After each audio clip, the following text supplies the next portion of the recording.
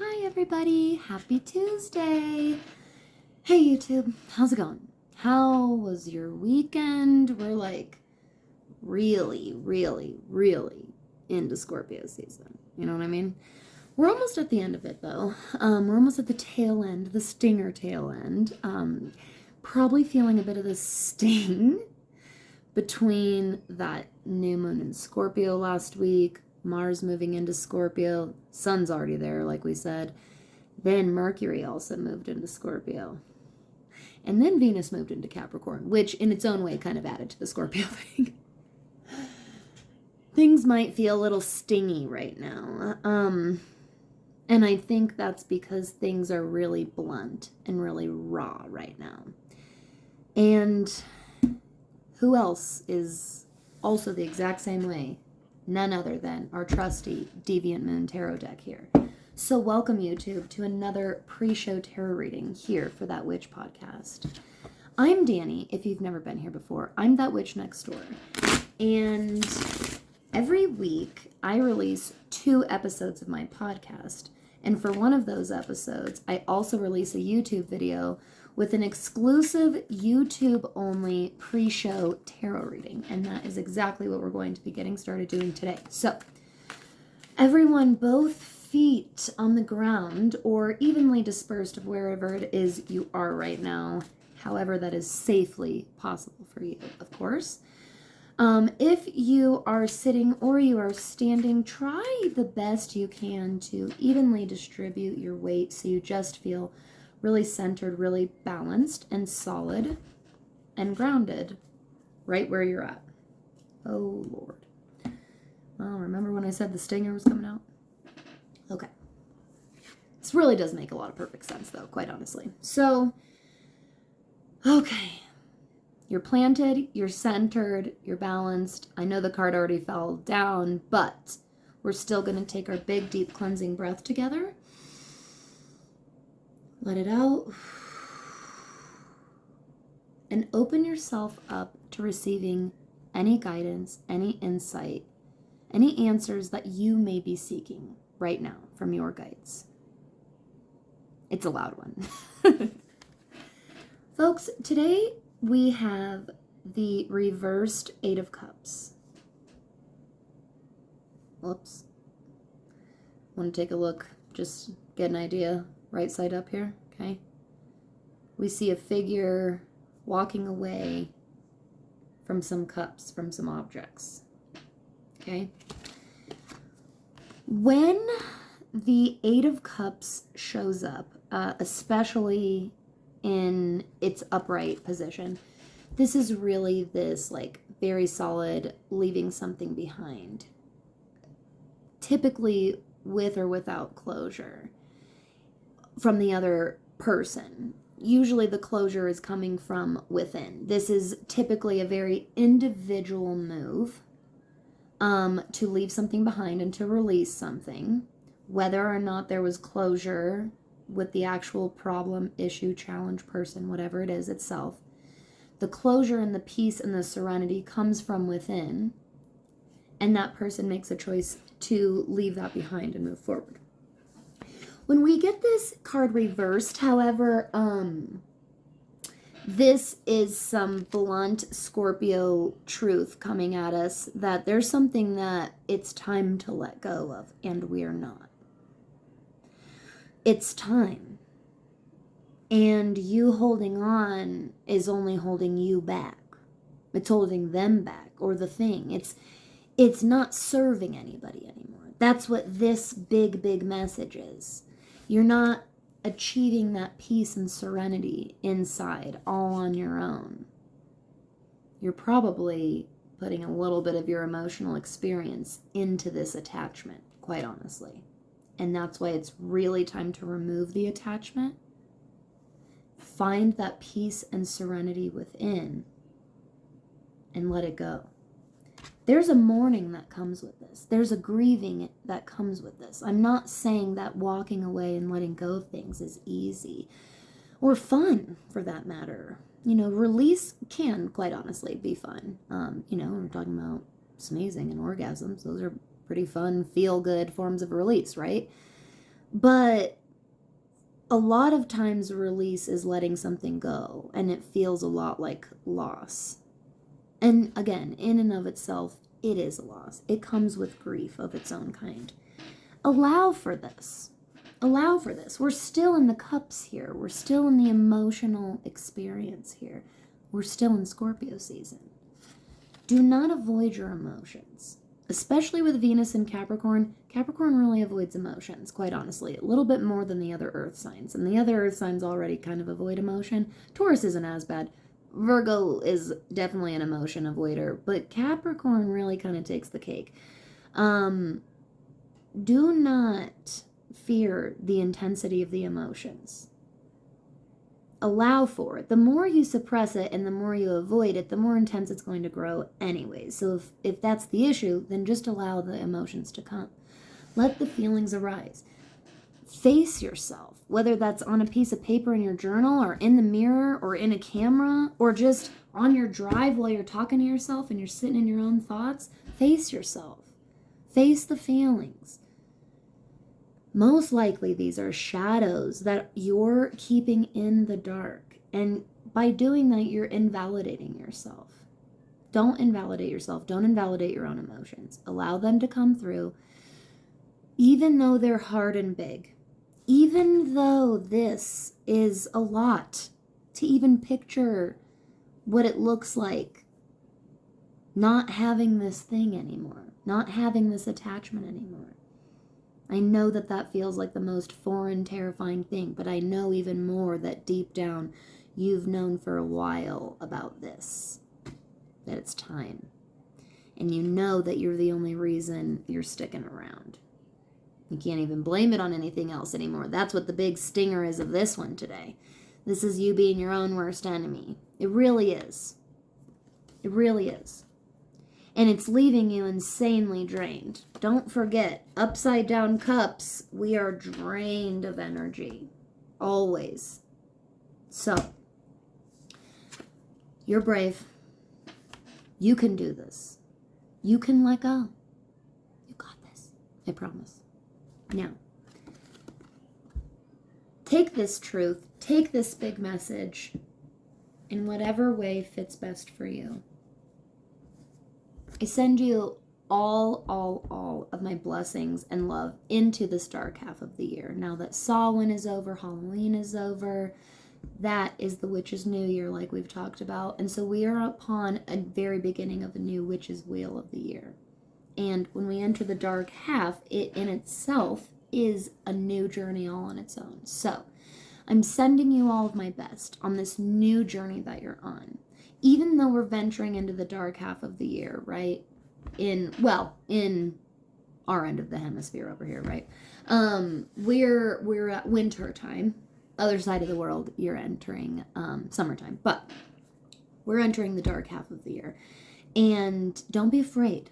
Don't be afraid of the night. Don't be afraid of the winter. Don't be afraid of the dark. I promise it's worse in your imagination.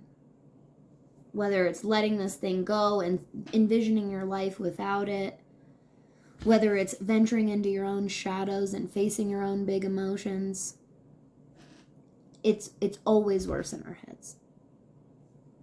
Pretty much always. All right. I'm with you.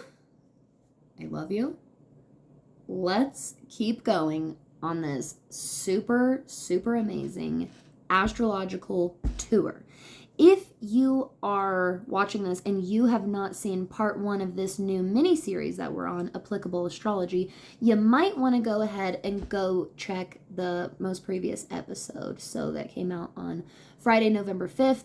And that is the intro explanation to the series itself, as well as the first quadrant or the first 4 houses of the Zodiac Wheel. And now, let's get started with house number 5. Hi, everybody. Welcome back to another week here at That Witch Podcast. I'm Danny. I'm your host. I'm your guide, your mentor and instructor in all things magic, witchcraft, astrology, and witchy business. That witch next door. How are you? It's a new week. We are in November. I was just talking about this over on the pre-show tarot reading over on YouTube. We're really in Scorpio season. We are sort of nearing the end here. The sun is going to move into Sagittarius. One day I will read quickly. Oh, my thumb. Maybe I should not cover up the transit with my thumb. Yeah, that's going to be Sunday, November 21st, 7:33 p.m. Mountain Standard Time. Might be Mountain Daylight Time, actually. Pretty sure we'll already hit daylight savings. Wah, wah. And the sun will officially be into Sagittarius at that time. So we have a little over a week left here in Scorpio season. And are things feeling a little brash? Are things feeling a little harsh, possibly? I think that this is a bit of a compound effect. This totally happens sometimes, especially with those interpersonal planets, since they're all so close to the sun. They can all kind of start to congeal into one sign, and we can get a real overabundance of that energy. So obviously, sun's already been in Scorpio for a little bit. Mars went into Scorpio last week, and then Mercury went into Scorpio on Friday last week. And honestly, Venus went into Capricorn, which kind of added to the Scorpio energy. Capricorn and Scorpio actually have quite a bit of commonality in their energy, I find. So I think that Venus, being the planet that she is, moving into the sign of Capricorn that it is, on top of all of the Scorpio energy, I think it kind of actually amplified the bluntness.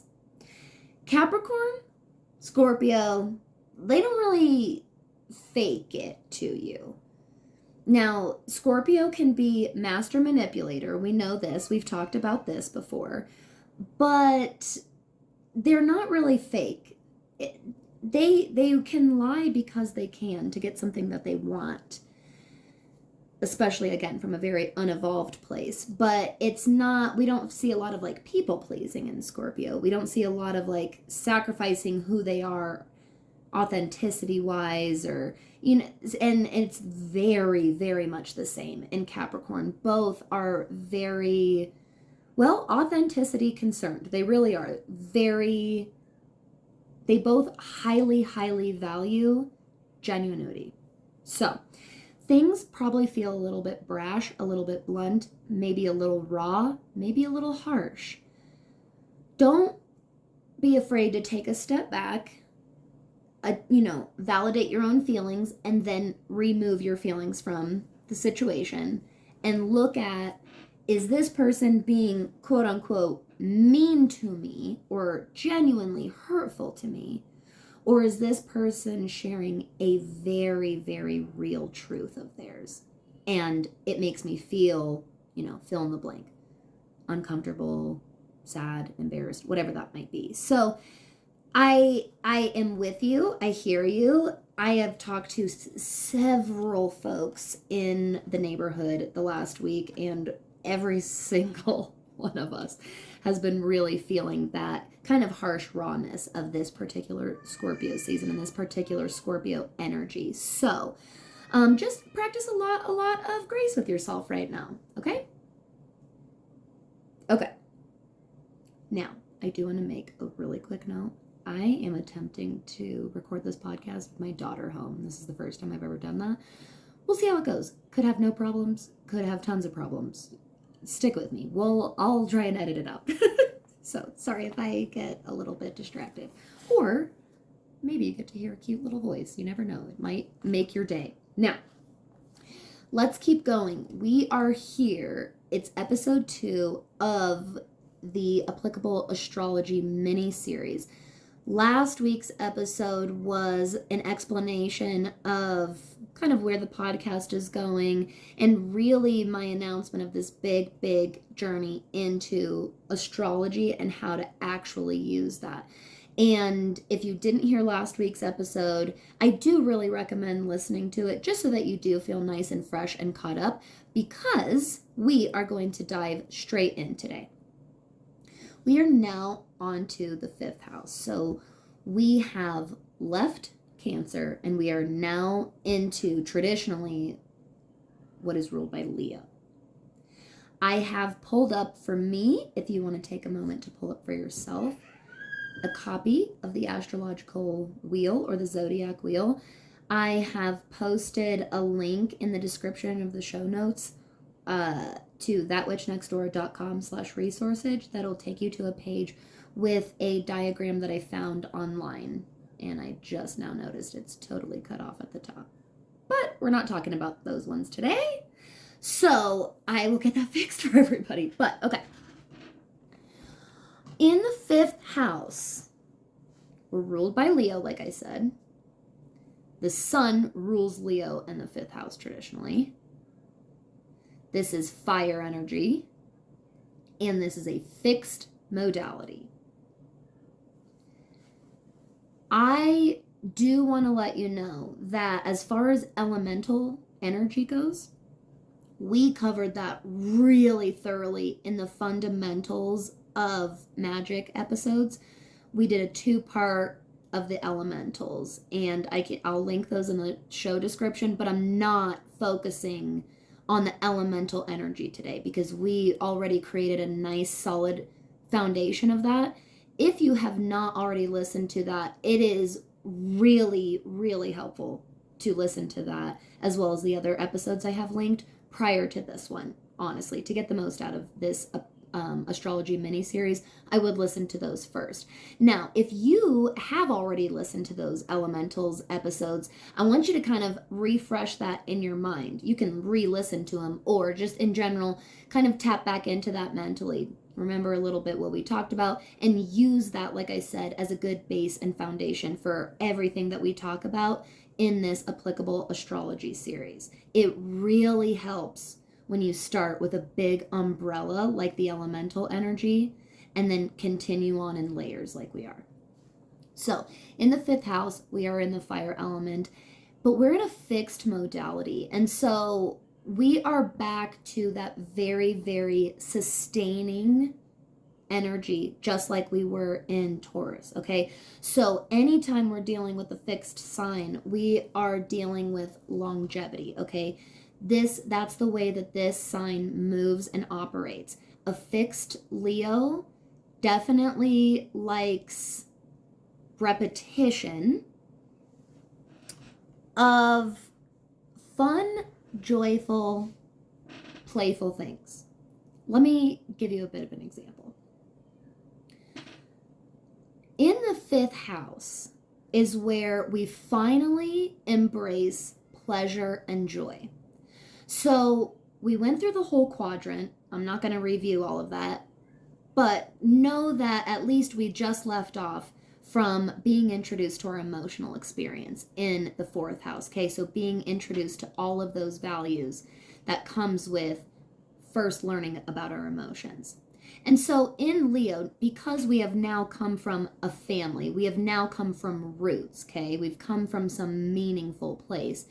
In Leo, there is this overabundance of joy and a drive to pass that on as much as possible. So does that make a little sense why a Leo and, well, just, I hate saying a Leo, just Leo placements, Leo energy in general, really, really wants to keep the fun going, okay? Wants to keep the joy going because it comes from this really overfilling cup. That's really one of the most beautiful, beautiful things about this house. Now, it's definitely not all sunshine and rainbows here. Do not get me wrong.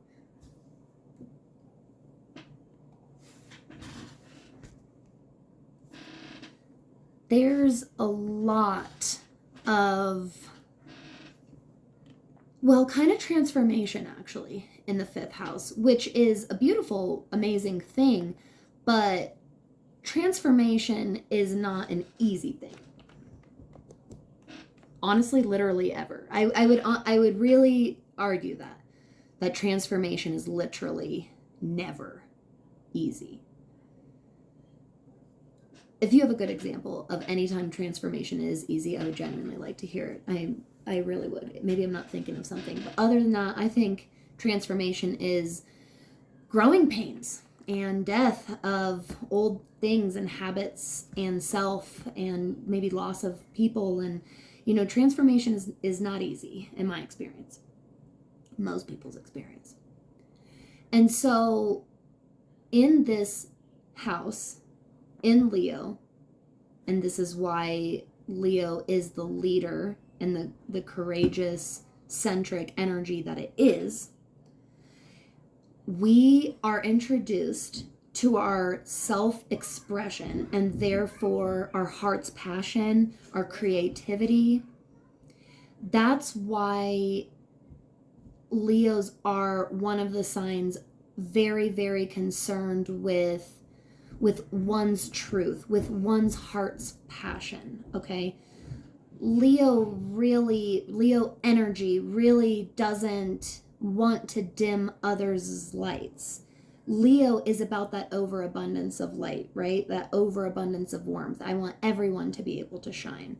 And this is very reminiscent of the sun energy that's there, this sun rulership. In astrology, the sun really, really represents our life force. Now, when you connect that to Leo and you connect that to the 5th house, this makes a clear connection to me for where our heart's passion comes from, right? It's the why I keep doing the thing I do every day. It's why I keep playing the survival game, if you will. It's why I keep wanting to stick around. There's joy. There's joy and pleasure in the world, and it deserves to be had and sought after. These are themes of the sun. These are themes of the 5th house, and these are themes of Leo. Now,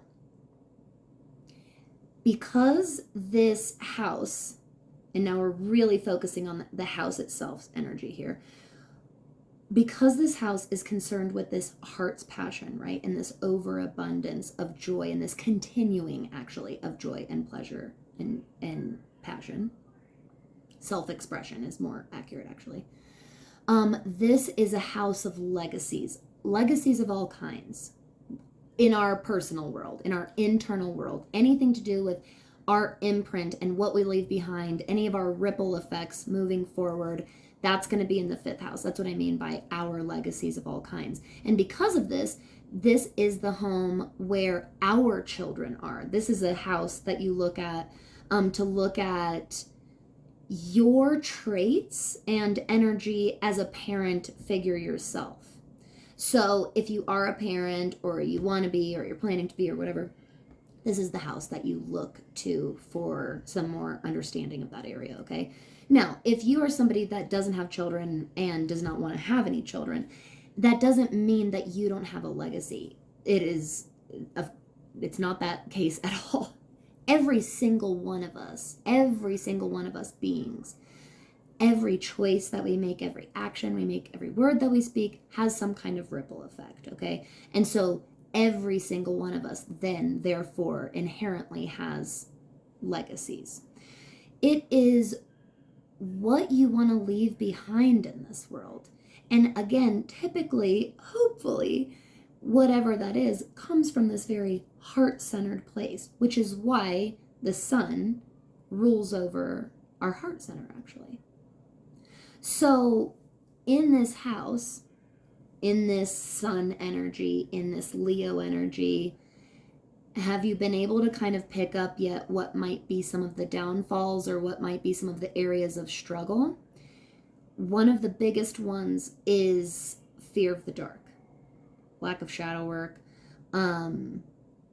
fear of the tough things, of the hard things. And this is where Leo and 5th house energy in general finds its internal battle, is this need and drive to nonconformity in the name of self-expression and leadership, right? But that requires some shadow work, that requires some accountability and looking at yourself. And, right, there's some darkness and some dark attributes to transformative style and type of work. And this is where Leo ends up being its own worst enemy, because it wants to transform and it's got this drive, and yet it feels totally and completely held back and usually doesn't understand why. And so it's, again, usually a lot of signs are being its own worst enemy more often than not. It's an area to look at for shadow work. Anytime you notice self-sabotage anywhere, look to that energy in your chart, like the sign that you really are attributing it to, or look to the house, whatever area of life that you know it's attributed to, and look at the energy that's there and try to identify and define some self-sabotage cycles and how you can really combat through these. This is what I think this tour of the Zodiac Wheel is really, really beneficial for. When you have a big understanding of the energy that's there in general, I think that you can work with it so much easier. You can identify and dissect it so much easier. So don't be afraid to look at all sides of the energies of everything we're talking about. Both sides of Aries, both sides of the 12th house, both, right? Everything is naturally dualistic, like we've talked about. So the reason you think of Leo energy and Sun energy, egotistical, right? Being very prideful, is because of that self-sabotage cycle. It's a self-fear cycle of having to go through the transformation process. And so this is again, I'm going to say this for every house. This is a really important stage and area of life to look at and make sure is really healthy. This entire bottom hemisphere that we're going through first really does need to provide a strong, solid foundation so that we can achieve our full potential on the top hemisphere, which we'll get to in a few episodes. So from Leo, from pleasure and joy, from working with our ego and our pride issues, right? We then move into the 6th house. Now, the 6th house is traditionally ruled by Virgo and Mercury. This is an earth house, but I do not want you to forget that there is some air there because of this Mercury rulership, okay? So I personally see the 6th house very dualistic, as a little bit airy and a little bit earthy, because Virgo really, really brings it down to earth. But at the same time, Virgo is, of the earth signs, probably the most cerebral. It's the closest, because of Mercury rulership, it's the closest to acting and being recognized as an air type of sign, or an air energy type, okay? So in the 6th house, we have self-improvement, we have refinement, we have improvement in general, but overall it is all really in regards to self. Well, that's the point anyway. A lot of our 6th houses, a lot of people, their 6th house energy, the way it looks at in their life, or the way it looks like in their life, is an area where they serve everybody else, because we're really conditioned not to take care of ourselves and to just blow our energy everywhere else and run ourselves into the ground. So for most of us, our 6th house energy looks like totally giving ourselves away. However, the purpose of it in this traditional astrological wheel here is self-improvement, self-service. Now, when I say self-service, this is a very, very general term. It's serving yourself in any way necessary. This is really, really, truly the house where you meet your needs of all kinds, all of them. Of course, when you want to really get into specific needs, if I'm looking at emotional needs, I'm going to look to the moon sign, obviously. Hey, maybe it's in the 6th house. No, but The sixth house is where I look to when I work with people that struggle with self-care, which is most people. I don't usually look to the moon sign right away, even though they are probably neglecting their own emotional needs. Instead, I look to the sixth house and take a look at how they might be taking care of themselves or lack thereof. So there is so much potential in this house, okay? And this is the reason why in the last episode we covered the first 4 houses. In this one, we're going to be finishing up with just Leo and Virgo. I want to spend a little time finishing up here on the 6th house for this reason. And then next time we'll be starting our journey on the top half of the hemisphere and voyaging into the 7th house. But this house has so much potential in it because it is how we take everything we learned in houses 1 through 5 and apply it so that, again, we can reach our full potential at the external parts and world of our chart, the top half. However, what tends to happen is this is, in my opinion, probably the most neglected house of all. First house does get neglected a lot, but I really would say 6th, more than any of them. It gets the worst reputation. You know, it's the house of bad luck and bad fortune. I interpret that in a way that, you know, maybe other astrologers disagree with, and I'll take that. That's fine. But I think the reason that it might be a house of bad luck or bad fortune is, again, because we really are these empathetic creatures. I do think that we have a drive to connect with each other and take care of one another.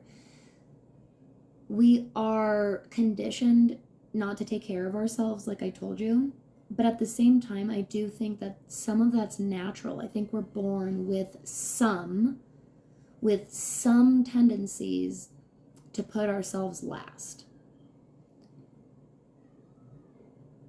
At least a big majority of the collective, I would say. I would at least say it that way. And so I think that when you get to the 6th house and you get to self-service, you are, you know, doomed in a little bit of a way. And that's where that comes from. Because you come out, you know, really, really valuing your loved one's well-being and really being taught the beauty of self-sacrifice. I'm not saying that there's not a lot of nobility in selflessness, but there is a lot of damage in self-neglect. That I can say 100% for sure.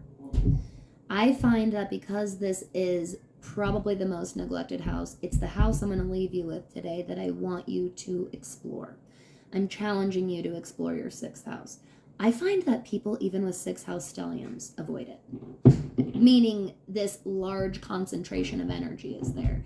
And they still avoid it. Why? Because this is an earth house with a lot of air influence. There is not a big calling for emotion here. And so I think that it's really hard for us to form an attachment to ourselves, an emotional attachment to ourselves. And that's why we don't take care of ourselves the way we do for other people. Think about it. In houses 1 through 5 that we just went through, we really develop our biggest emotional attachments to other people. Really. Our relationship to self so far on the bottom half has been basic, very survival, very, very base needs level. And so again, anything that went below this or beneath the surface and went deeper was in the name of other people, whether it was in our family or in our children, right? As we went through those houses. And so this makes it harder however, not impossible to form a healthy attachment with ourselves. And so in this house is born a lot of perfectionism. And I think right off of the bat, you're probably going to hear that word and think that that's automatically a shadow quality of this house. And of course it can be, obviously. However, it's a massive, massive strength of this house. If you have been listening to this show since the very beginning, you heard me on my soapbox about Virgo energy at the very, very beginning when I first released the show, actually. And I'm going to repeat myself here a little bit again about perfectionism because it can be a total self-destructive quality. I am not going to lie about that. Listen, I struggle with it myself. But because I struggle with it myself, I also know how empowering it is. I know very confidently every day that I try my fucking best. I know that. And the days that I don't, I kind of own that. I'm like, I know that I didn't try my best today. That's what my perfectionist inside of me does. And I like that reality. I like that honesty with myself. And so don't be, I guess what I'm trying to say is Virgo, definitely Mercury, and the 6th house gets really avoided and honestly kind of shit on a lot. And I want you to really explore this energy. Virgo is this dual nature of the Virgin, but at the same time has some of the deepest sensuality of any of the other signs because it's the Earth Maiden. And so understanding its own complexities is a challenge for Virgo, again, because there's not an emotional pull or call here. So really diving into its own depths isn't a natural tendency. However, the Virgo energy, your Virgo placements, or wherever that Virgo house is for you, really diving into that and having the bravery to face your Virgo placements. I mean on a deep, complex level, not this surface level. I know my Virgo. I'm a neat freak. I clean everything and I'm organized. I want you to start exploring Virgo on a much deeper level than that because you are not doing yourself any good by just writing it off as this type A organized sign and moving on from that. There is so much depth to Virgo, and honestly, in and of itself, there is a lot of mystery there, and it's calling and begging to be explored. The shadow quality is that fear of starting the journey of exploration because of the perfectionistic qualities. Virgo's afraid of the problems it might find. 6th house, this is why we're avoidant of it. We're afraid of the problems we might find. Because no matter what rules there, that's the point of that house, is to decipher where issues are and to improve them. And that sucks. Let's just be honest. That just sucks doing within yourself. However, again, I firmly believe that it is one of the biggest, most important, critical keys of the bottom hemisphere of the chart to unlock your full potential in the top half. If you are that person that keeps feeling like there's something you're not getting over, I know that I need to move my body more. I can feel that my body needs more movement and I haven't made time to give it the gentle movement that it is craving. Or I know that my body is telling me I'm overworked or that I'm burnt out or that I'm giving myself too much to someone. I can see in my health that there is a decline here and here because of this and this that I can't let go or this that I keep going to, okay? Even though that is terrifying because it feels like you're going to get lost in self-criticism, I want you to explore that 6th house energy first, going into it with the mindset that all imperfections are in and of themselves perfect, okay? There is always growth. Of course, we can improve things, right? But challenge yourself to go and do the self-audit that I'm talking about. Do the self-refinement, make the adjustments. Don't be afraid to make the adjustments necessary. And Go into it with a lot of radical self-acceptance and a lot of radical self-love. Go into it with a lot of gratitude for your journey thus far, for the progress you have made thus far. Okay? Because I guarantee you've come a long way since like 5 years ago, 10 years ago. Am I right? The best way to create effective change, whether it's dealing with your Mercury placement, your 6th house energy, wherever your Virgo placements are, the best way to activate and work with those energies are in the small little details, okay? This house is all about the small things, the small rituals, the small daily routines that lead up to the biggest, well, improvement, right? Because we're in the house of self-improvement, improvement in your life, okay? This isn't about, I'm going to make this giant list of goals that already feels overwhelming and is going to make me feel like a failure right off of the bat. No. This is small, digestible, tangible, effective bits of change. So instead of getting on your phone first thing in the morning, drink a big glass of water. You've probably heard me talk about that a lot. It's so life-changing doing that one tiny little thing. Instead of getting on your phone to look at everybody's Instagram stories, get on time passages and learn a little bit more about your Mars squaring your Pluto, which is a big, tough transit to have if you have that. Little things, okay? Little things. And if you need a reminder of little things like that, I really encourage you to go back and listen to the episode, The Power of Ritual, where we really talk about how significant and profound the small magic is. That's what really leads up to the biggest manifestations. That is 6th house stuff. That episode is actually a very good example of 6th house energy. Okay, so I know that last time we covered a lot. I know that this one was a quickie today, but we really got in deep into some Leo, 5th house, Sun, Virgo, Mercury, 6th house energy. And I think that's good. I'm glad to be leaving you on this note. I want you to have the courage to face and dive into and explore your 6th house. I guarantee your 5th house experience will be a lot more pleasure-centric and joyful if you're also taking care of yourself in your 6th house. Maybe use that as motivation. So, let me know over the next couple of days before we get to our next episode where we will start in the 7th house. Next episode will be 7 through 9, okay? Let me know in the meantime if you have any questions, if any breakthroughs come through to you, right? Like, I really would love to connect about this. And as always, thank you. Thank you for being here. You are a wonderful, amazing, magical human being. And I am so blessed and grateful to get to do this show for you every day. All right, everybody. Until Friday, until next time, you stay magical out there.